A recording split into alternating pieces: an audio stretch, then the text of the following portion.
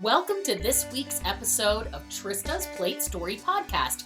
I'm Trista Polo from iwokeupawesome.com, and I am your host. Each week we learn the story behind that vanity plate. You know, the one you saw driving down the road? What did it say? What did it mean? Why did they choose it? This week we meet Mark Puls from Arizona.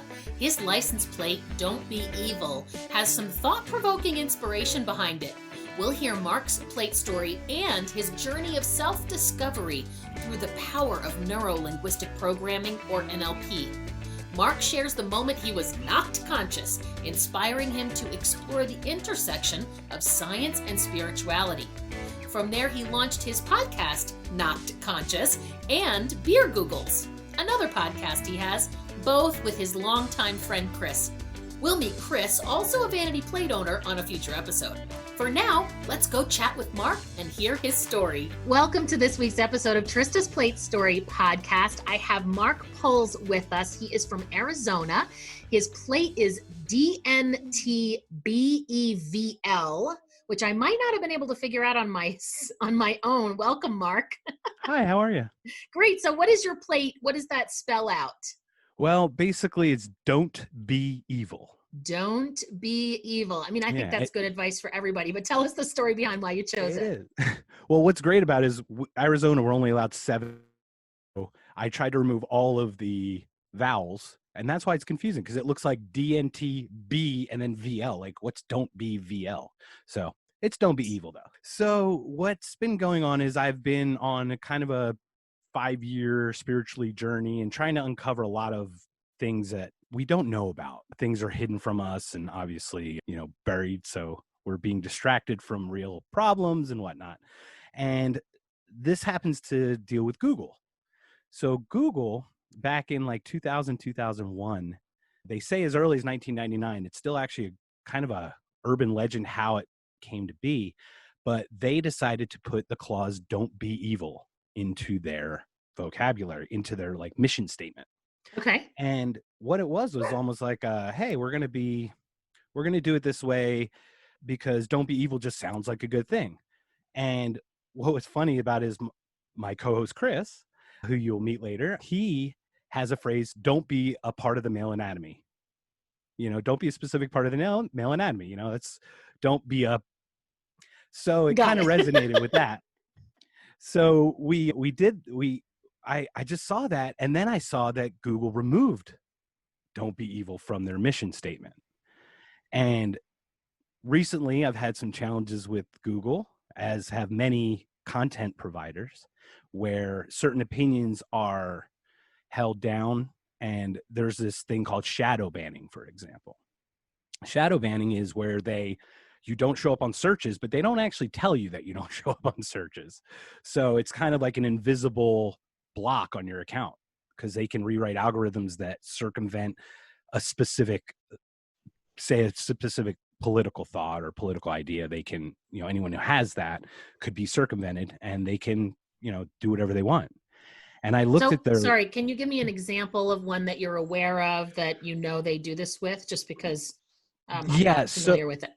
So I don't want to speak specifically because it's very hard to kind of prove a shadow. It's kind of like hard to disprove a negative, right? I don't have that. But for example, I listen to a lot of Joe Rogan podcasts, and Joe Rogan he just allows his platform to be open for anyone to just speak their mind. He doesn't agree with 90% of what people say. He allows them to speak it. And then next thing you know, their revenue ad drops or something. And you're like, where did it happen? How did it happen? So they do a search for their name and it doesn't come up. Oh, so weird. That's why it's a shadow ban. It's really almost like a ghost. You just don't even know where. I have to tell you, sometimes I feel like that happens to me on Facebook groups. So I'll be in a group, I'll ask a question that's very similar to what kinds of questions other people are asking, and no one ever sees it. No one ever comments on it. It's like it doesn't exist. I don't know why. Yeah. And it shows up on yours. Yeah, it shows up in mine, but it's like invisible, and I am sort of offended when it happens.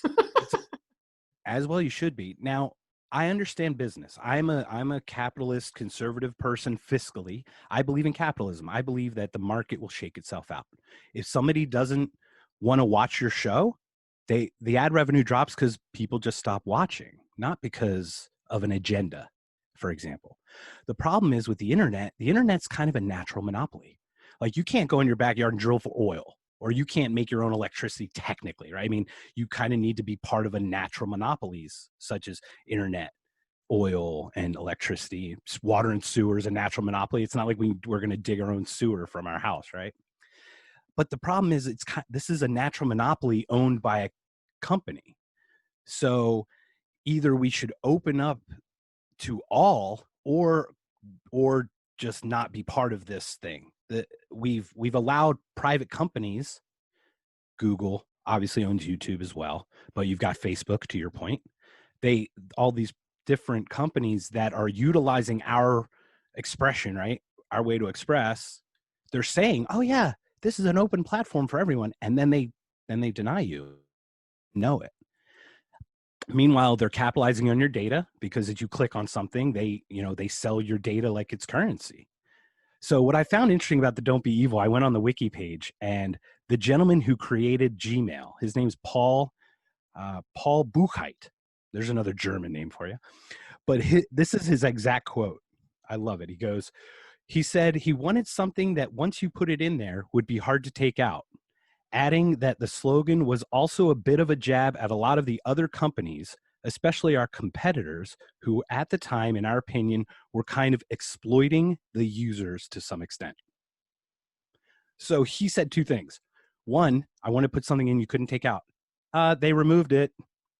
And two, he didn't want to exploit users. I don't have to follow up with that, but that's what he said. Yeah. So well, the what do you whole think concept, happened? What do you think happened that they took it out? I mean, did they lose a bet? Did they have a retreat and, go on a meditative journey and make it like what happened? Well, I think what happened was that there's a lot of backlash because Google started doing practices that were evil or that people considered evil, right? I mean, it's a very general concept. It's kind of a simple concept. Like we said, don't be mean. Don't be mean to each other. Like it's so easy to say, but practicing it, someone cuts you off, you have to get angry. Someone doesn't say thank you when you hold a door and you're like, wait, what's this guy's problem, right? So I think what happened was people were using that slogan kind of against them. So they kind of removed it. They do have it still in the statement somewhere, which is funny but it's so passive now. It's more like, and remember, don't be evil. I can almost hear the way it's written in the text. Yeah. So how did you come across the fact that it had been removed? Because that seems like kind of an hidden in plain sight. Like you'd almost have to be looking for it. Yes, absolutely. That's a great question. And it actually happened to be I wanted to get that license plate for a long time because they had the slogan and they weren't, in my opinion, weren't practicing what they were preaching. So it was kind of, my license plate is really a jab to them, to their slogan. So, and then I ended up getting when you see the picture, you'll see it looks like it's the Arizona Science, but it looks like the Matrix, green like letters and stuff. So it's kind of like there's a lot of play in the entire thought process. I put a lot of thought into this license plate, Trista. Yes, I see that. My goodness, I love it. I love it. Do you ever have people ask you about your plate when you're out and about? That's a great question too. I absolutely do. I've had my girlfriend was driving my car once and some guy was honking behind her and she's like, what am I doing? What are you doing? And gives her the big thumbs up, like, that's an awesome plate. So we do get that. I do have a funny story actually that happened about 2 weeks ago on the highway. Obviously, we're still in the middle of SARS-CoV-2, so the traffic is much lighter. Well, Arizona has an HOV lane. It's called high occupancy vehicle lane, meaning 2 adults or more can drive in this lane between certain hours to help alleviate traffic. Well, I think we were driving at about 4:30 p.m. and the range is 3 to 7. So I get on the highway. I'm with my girlfriend. We're going to the river, go all the way to the HOV lane. And I'm not saying I speed, but plus 10 I'm okay with. So at cruise control plus 10. I'm not going to say I did anything illegal or misdemeanor-y, but just cruising along on the street. And all of a sudden this car pulls up behind me and it's like right there, honking and stuff. And I'm sitting there like, well, first of all, I'm in HOV lane. It's between the hours of the HOV. And the person behind me is a single occupant vehicle. So I'm not going to move. And I don't get worked up anymore. I used to get I wouldn't say road ragey, but I've let those things go because I understand that even we all get distracted sometimes, but this was Yeah. like an intentional thing that she did. Mm. So I look in the rearview mirror, I look at my girlfriend, I'm like, someone's riding us. They look like they're really in a rush. And the entire rest of the highway's pretty much open. I mean, there's like 4 other lanes, and we're still in the middle of this pandemic. So she ends up coming over, she blasts by us, flips us off as she's going by, and then I read her license plate. And the license plate reads, "Excuse you." And I just started laughing because Yeah. I'm like sitting here like, I'm asking people just to be nice to each other. And she's going out of her way saying it's your problem. And I just thought that was funny. So we do have Yeah. fun with it because just vanity plates are just fun to see because you try to figure them out, you know? Right. Exactly. Yeah. Some people send me plates they see just driving around. I'm always like, don't be, dangerous. Be safe when you're driving. But somebody sent me a plate and it was, "I hate people." And Oh. so I thought that was kind of funny. And I posted it up on my Facebook, and I had someone private message me and say, "Oh, I know that person. And it's really true. Like, they are proud of how much they hate people." I'm like, I don't think I'm going to ask you for their number to put them on my Yeah, show. no kidding, right? You know what though? See, that's the funny thing about it. I'm a freedom of speech person. I'm a freedom of Hmm. expression. I I encourage everyone to speak all the craziness they want because Hmm. it's one of 2 things. If their speech can't be countered by better speech, then they're valid. Whatever that person's saying, valid. If you can't counter it with an intelligent, meaningful, retort, then they win. That's Mm. the first part. The second part is if it's crazy speak. The more they speak, the more crazy I know they are. So I'm just giving them more rope to hang themselves. I mean, people, I'm a real big libertarian and a pursuit of happiness person, you know? I just want everyone should just be allowed to do what they want as long as their pursuit of happiness doesn't impede on another's pursuit, right? Like if I want to do something, if it doesn't directly impede your pursuit of happiness, then that should be okay. And speech is one of those things because we all have different opinions, whatever. And the most bigoted, closed-minded person, it's obvious.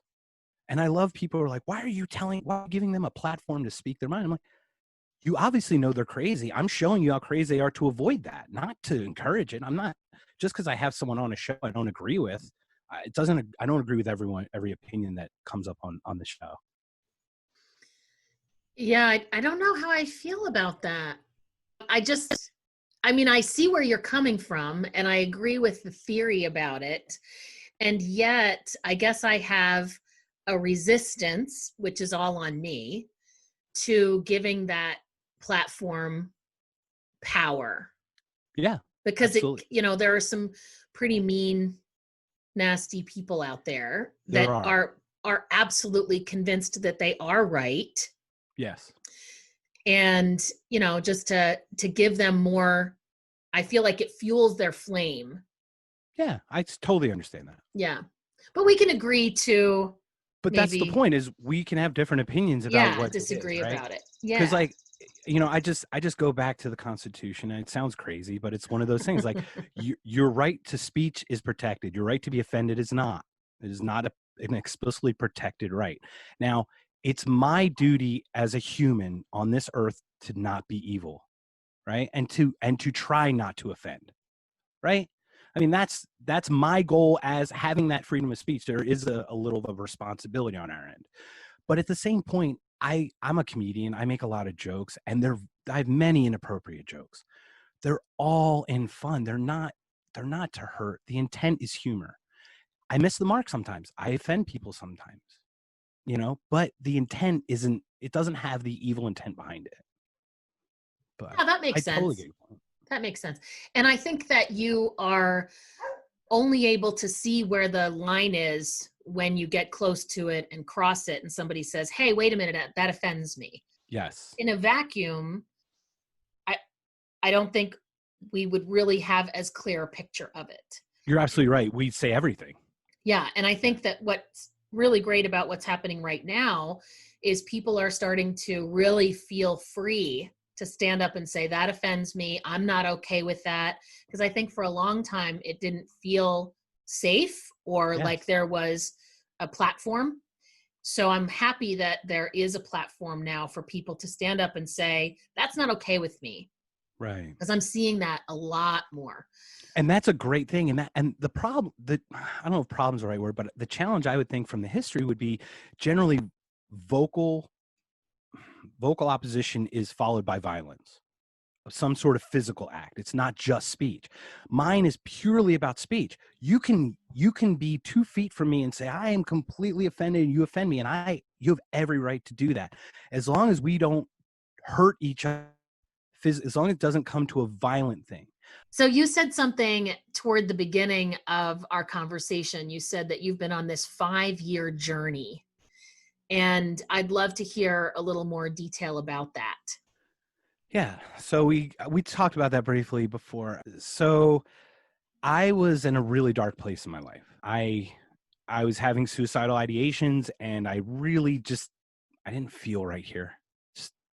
I mean, it's been 40 years of not feeling right, but it just kind of culminated, and you're seeing a lot of middle-aged, particularly men. And it's really odd. I don't want to get into the politics and the sub culture of that because that's to unpack.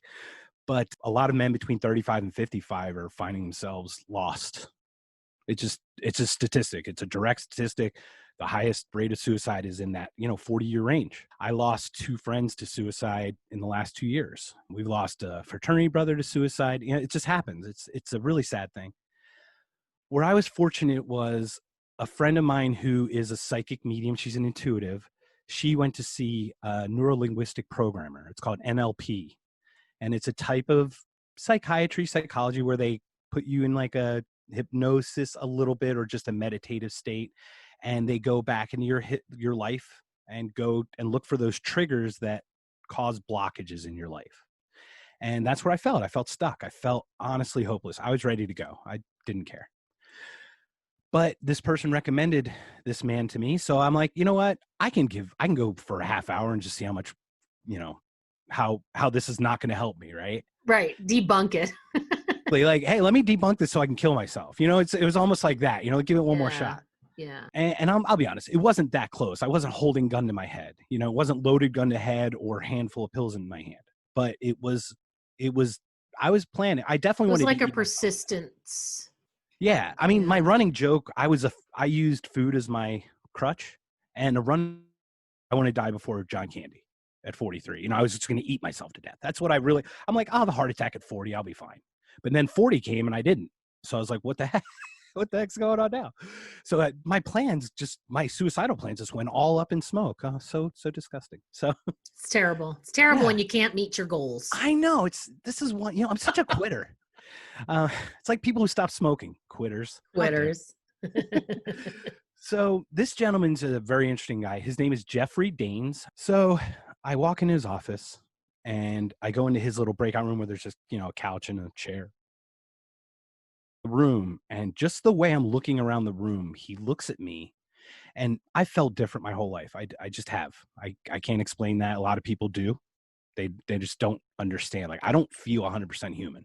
I just don't, because I see some things that we do as humanity, and it just doesn't make sense. So I walk into his room. He looks at me, he cocks his head, and he goes, "You're different." And I just lost it. I mean, like, just never met. That's the first 2 words out of his mouth. Never met the guy before, and he knows. I mean, he knows what I'm feeling at least. Right. So like, I have sat with a psychologist and psychiatrist, and you sit there and go, why am I the smartest person in the room? I don't know how did you get this degree? I can tell you what's wrong with me more than you can. But it resonated. So I started working with him, and then 5 years ago is where it really happened. My first meditation with him, and he's drawing out. I'm on the beach, and I see these different visions, and there are these sheets of glass in the sky that are spinning. They're slowly rotating, like just like I always say, like looking through a shop window at a television. Back in the day when you go Christmas shopping, you'd walk by like a department store that had all the TVs. It's like looking through the window. And this one sheet of glass rotated. black man in a suit at a podium with a single microphone. He looks like he's shaking his hand to the right. He turns to shake his hand to the left, and I see a spark, a gun, what I think a gunshot. And I come out of I come out of this thing, whatever this was. I still don't know what it was. And I look, I go, I think I just saw possibly President Obama get shot.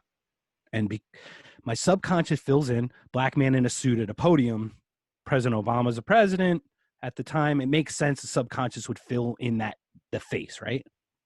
But it wasn't anyone I knew. He looks at me deadpanned. I mean, he could easily have just said, come on, man.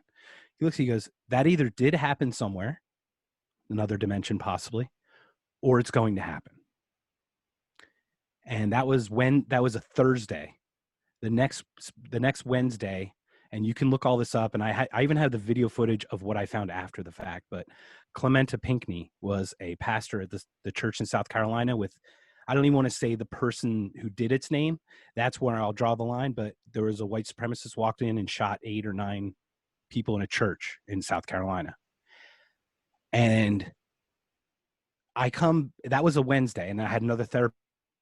So I go in Thursday. I didn't connect the dots. No joke. I was like, that's a tragedy.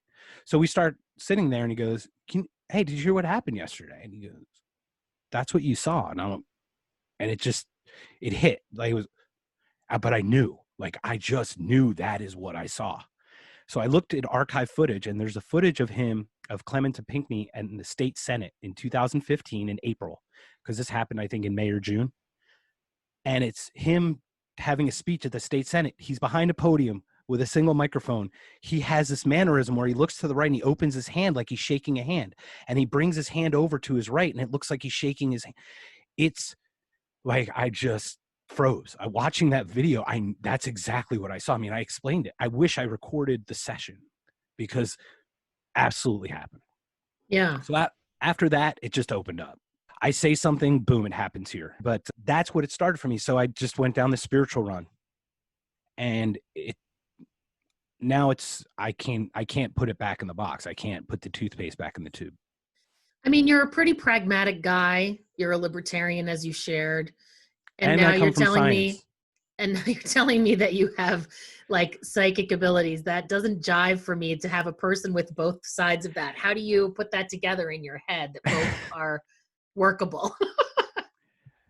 I don't. Okay, good. Because I can't. Well, it's now, as I go down the rabbit hole, I come from science. You're 100% correct. I have above average IQ. I'm extremely pragmatic. I'm German in like culture. I mean, we're just very 1 + 1 = 2. There is no other answer it can be, right?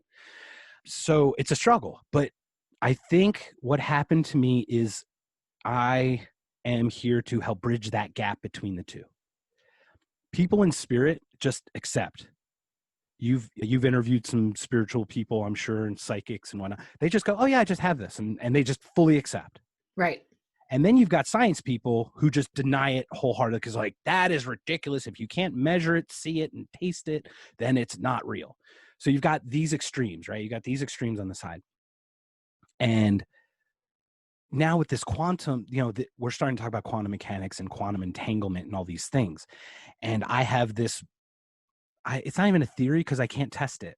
That's the sad part about it. But from science, I'm thinking quantum entanglement. It's my opinion that the Big Bang did happen. Whatever triggered it is a conversation, but it's my opinion that that's how this universe came to be. So we're all entangled because we would have come from one spot. And I think some people are just born with these antennae that connect to people easier. So did you ever have a thing where you're on the phone or you think about your friend Julie, and next thing Julie calls 2 seconds later, or you're mid-text, Sure. You haven't texted someone in a month, and you're mid-text and her text pops up. Yeah. Those have to be real. Those are real things, So I go back to science. Spirituality is just science that has not been explained yet. They're both real, but they can't just be all spirit, and it can't just be all science until we understand it. So my analogy is go back in time with a Bic lighter or just a butane lighter, Go back in, to Neanderthal times. Walk up to a caveman and light your lighter. They'll either worship you or they'll stone you. There's not really a middle ground there. I mean, you're either a god or the devil. Who can make fire out of their hand, right? Right, But right. to us in the, we were like, yeah, duh, right? Yeah. So that's kind of where I see spirituality coming. Like ghosts could just be the retention of energy. Like matter and energy can't be created nor destroyed, right? It can only be converted between the two. And all these other concepts that just, they make sense logically, but we're so stuck in our own dogmatic, it's spirit or it's science, that we can't just step back and be logical and pragmatic about it. So it's a challenge. It's a constant challenge between what I experience here and what I experience here. I'm not special. Everyone has these to some extent. It's just like evolution. Some people are math, number smart. Some people are good writers. Some people are artists, and some people are scientists. So I have stuff like that all the time. Yeah. Now, do you use it to help other people, or is it just something that you use as a guidepost for your own life? I don't even use it as a guidepost, unfortunately. I use it ultimately to help people because I know it's there. So when someone struggles with their spirituality or someone's struggling with it, I can give them my opinion. And what I found is if I sit down with someone and just have just like we're having a conversation about it, not telling them that their feelings are wrong or this or that, but hey, what do you think? Can I give you my opinion? And we just kind of work it out. A lot of people find a little more peace of mind in that. So I use that, what I've experienced as that, but it comes so free stream of consciousness. I mean, I just out of the blue, we're out at a restaurant and I'm sitting here with a burger in my hand. I look at the person I'm sitting with. I go, I wouldn't eat this in a boat. I wouldn't eat this with a goat. And I start quoting Dr. Seuss completely out of the blue, right? You're a vanity plate person. We pull out of the restaurant. I go onto the street and we're approaching a red light. And there's a car that wants to pull out of like a gas station on the corner. We're at a red light, so I stop and let the car in front of me. Now, think about, I had to let the car in front of me to have this experience. If I had passed the car and stopped at the light and the car pulled behind me, none of this would have happened. But I let the car out in front of me, the license plate, DRSEUSS. That I don't know another way. The way it has to line up for me to have these experiences are just not, they're paranormal. And that's not to say they're special. They're just next to what we understand as normal. They're not better. Yeah. They're just, we don't understand it yet. So I want to do an experiment. Oh boy. I want you to just, I'm not that good. I know. We're just going to do an experiment. I want you to tune into me. Like here we are. We've been talking for, a little bit now. So we've been connected. Okay. So tune into me. What do you get? I get light. Okay. Say more about that. All I pick up is a radiance. Like I feel like you're just, hey, everybody, come on, let's have a big hug. That's all I get. What, like the Brady Bunch? Come on, that's Partridge Family. Come on, get happy. Yeah. I feel like you just seem like you want to bring people together. That's what I get. Okay. So, that's all true. I don't know another. I have psychic mediums like I can share stories about psychic mediums. I have a recording. I went home for a really not traumatic event, but I went home for a really hard thing I had to do one time. And I met a psychic medium the week before I left, and I recorded the session, and then I documented my trip. The whole trip it was about 6 things that happened in the order she said them. It was uncanny. And cool. one that was fun to me was like, these weren't ones that were self-fulfilling. Like you read the Old Testament, right? You say you're a shepherd and you read the Old Testament, then you make it happen, right? Well, that's self-fulfilling. That's premonition, right? But it's real premonition when they tell you something and you don't initiate it. You know what I mean? So one of the examples was, I was flying home to Philadelphia area, and she goes, "You're going home with an M. You're going somewhere home with an M." And I'm like, I'm looking at the town I live, my parents, nothing. There's no M at all. Now, what I had to do was I had to stay at my best friend's house because we were doing something a little bit we were trying to coordinate a surprise, I guess is the best way. It's the best way to say that. And this whole M thing, I mean, we had these little things happen all the way around the trip. I'm like, oh my gosh, that happened. I listened to the recording. I document it. And I'm like, this M thing's killing me. I cannot figure it out.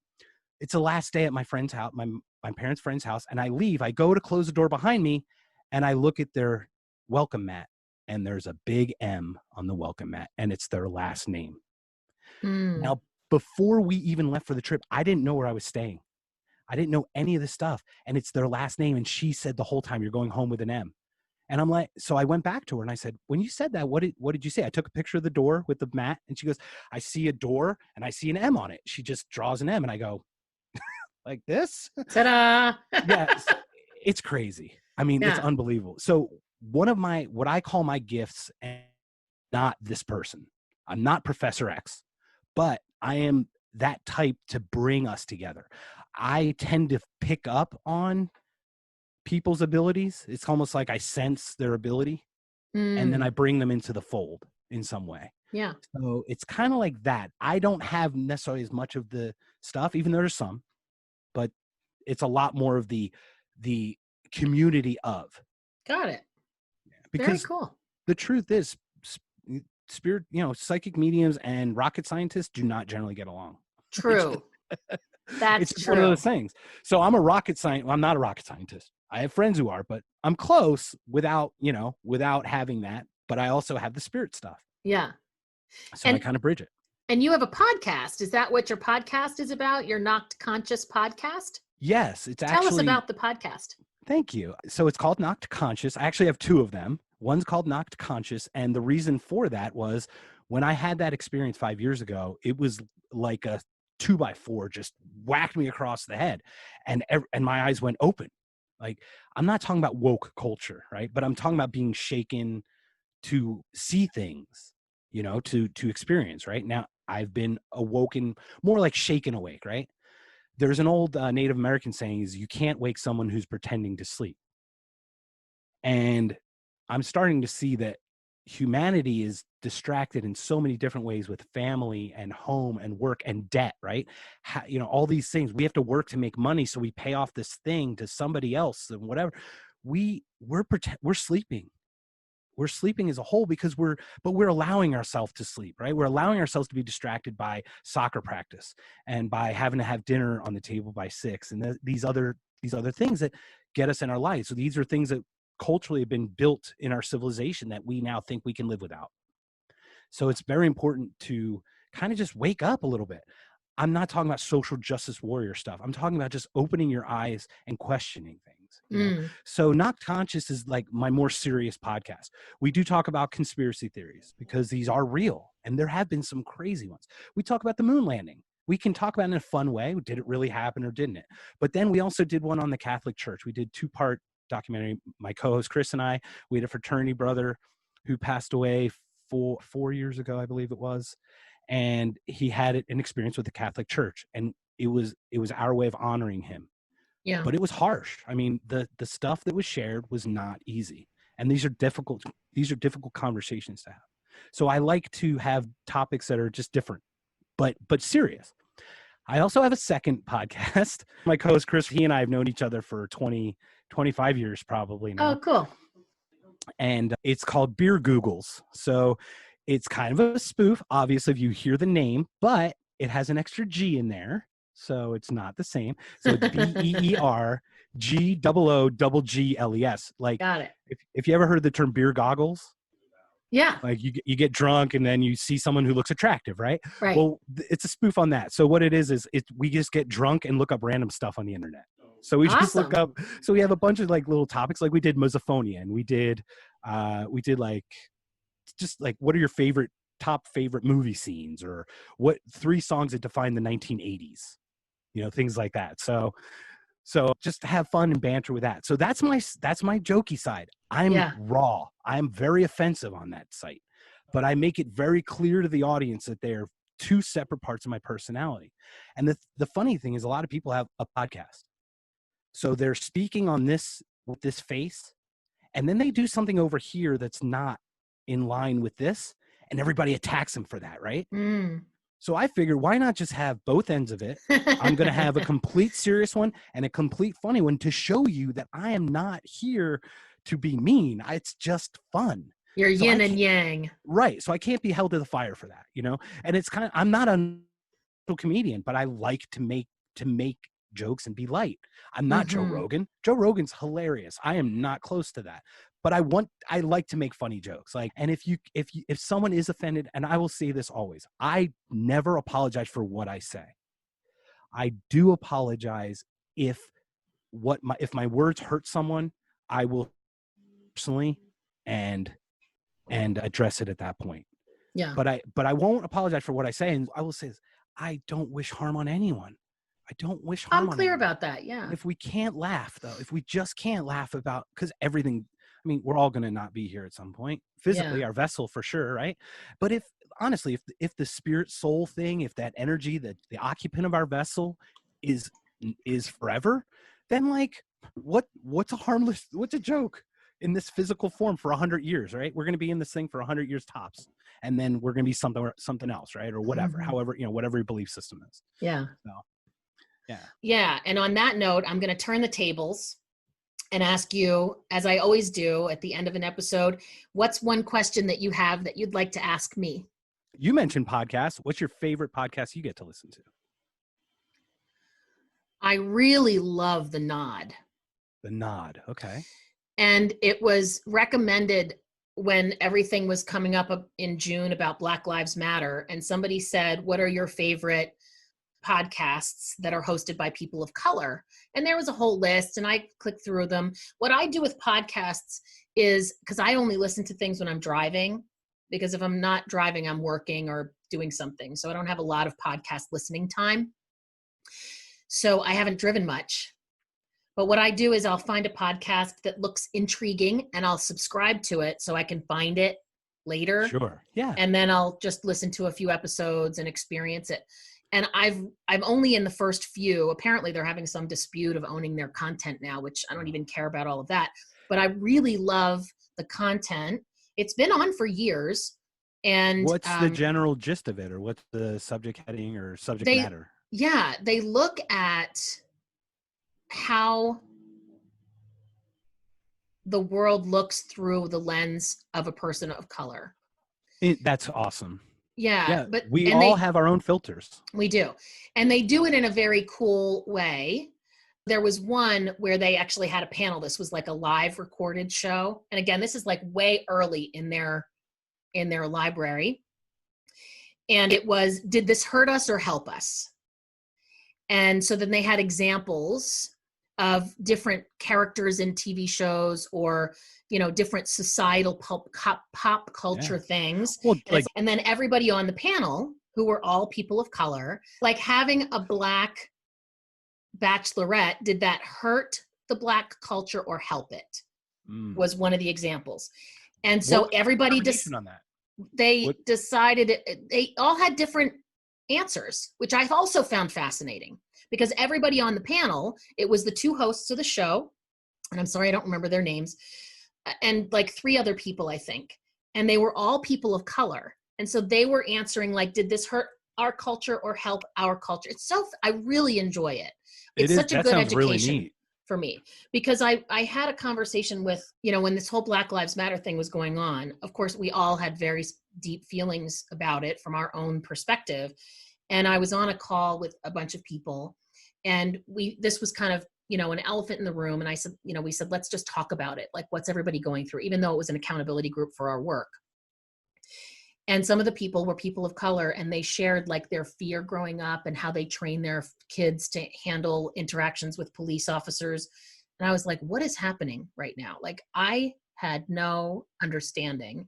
You just got dropped right into the whole like conversation without you went from 0 to 100. You just got dropped right on. But I was so grateful for it, because they were just sharing really authentically. It was very eye-opening. And soon after that, somebody was giving this list of, and then I found The Nod. So I was very, we all have to do our own journey of understanding the journeys of others. I think that's part of it, because we're all connected.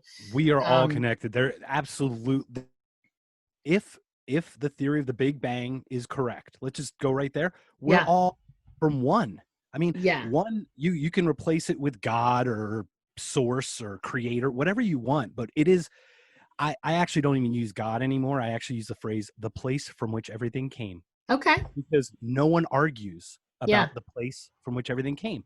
If I went to a scientist and I said, excuse me, do you believe in a place from which everything came? They would say yes. Yes, They'd I say do. the Big Bang. Yes, I do.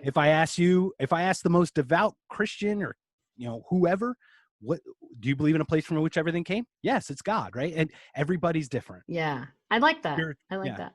Well, Just kidding. before you cut me off, so Yeah. I mentioned that I was going to eat myself to death.